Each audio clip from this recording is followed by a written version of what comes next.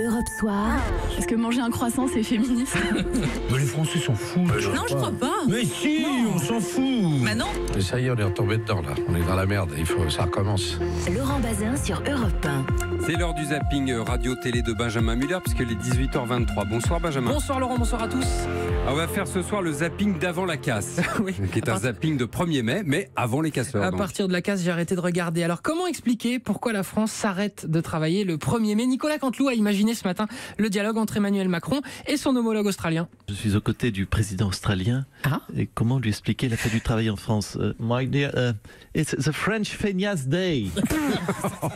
Voilà, pas bête. Alors pour de vrai, pourquoi le 1er mai est-il férié au fond? Une historienne sur France Info a donné la vraie raison et ça fait pas rêver. Et c'est en fait sous le régime de Vichy que Pétain en fait une fête du, dit-il, vrai travail.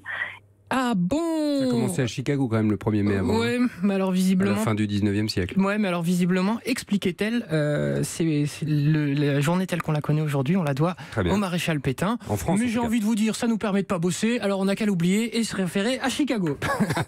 Le 1er mai, c'est la journée de mobilisation des syndicats quand même, on va retenir ça. Oui, c'était aujourd'hui le 1er mai de Pascal Pavageau en tant que nouveau patron de Force ouvrière. L'émission Quotidien a repéré que le monsieur avait de bien belles références dans ses discours. Écoutez, ça c'est lui.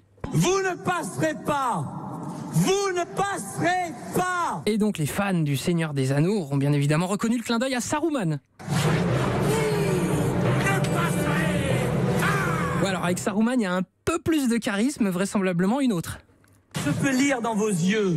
Je lis dans vos yeux. La même crainte. La même peur.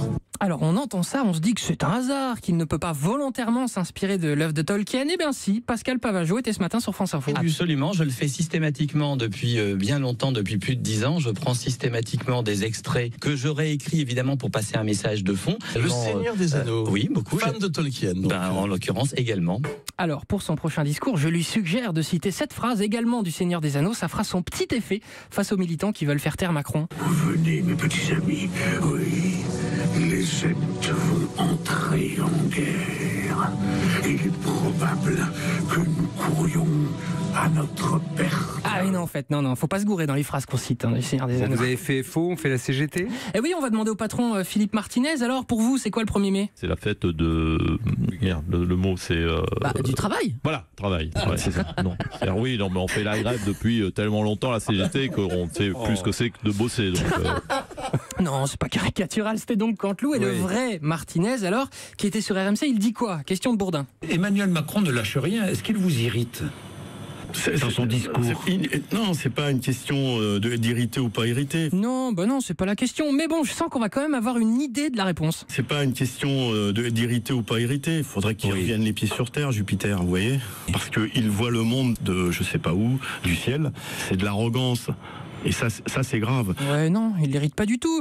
Alors, on a fêté le travail aujourd'hui et France Culture a proposé un grand flashback dans la France des usines qui allait bien, celle des 30 Glorieuses. Archive. Vous faites combien d'heures par semaine? 45 heures. Vous gagnez combien? Entre 57 et 60 000 francs par mois. Enfin, 60 000 francs, anciens francs, oui. On entend. Au somme, vous êtes satisfaite? Oui, madame. Oui, madame, des ouvriers heureux qui s'estimaient bien payés et qui, en plus, n'avaient pas à pointer pendant les pauses. Des ouvriers qui se reposent, un bar. Qu'est-ce qu'on peut boire, au fait, dans ce bar? On peut boire de la bière, de la limonade. Est-ce que vous êtes payé pendant que vous vous posez ici? Oui. Vous avez le droit de vous poser combien de temps? Jusqu'à temps que la cigarette est finie. 10 minutes. La bière, des cigarettes, on a changé d'époque. Oui, ce que je vous allais dire, j'entendais la bière, l'alcool est interdit sur le travail. C'est un café bien maintenant. Évidemment. Des cas, c'est meilleur pour la santé. Benjamin Muller, et puis on est passé aux 35 heures aussi. Merci beaucoup Benjamin, je vous dis à demain. Europe 1.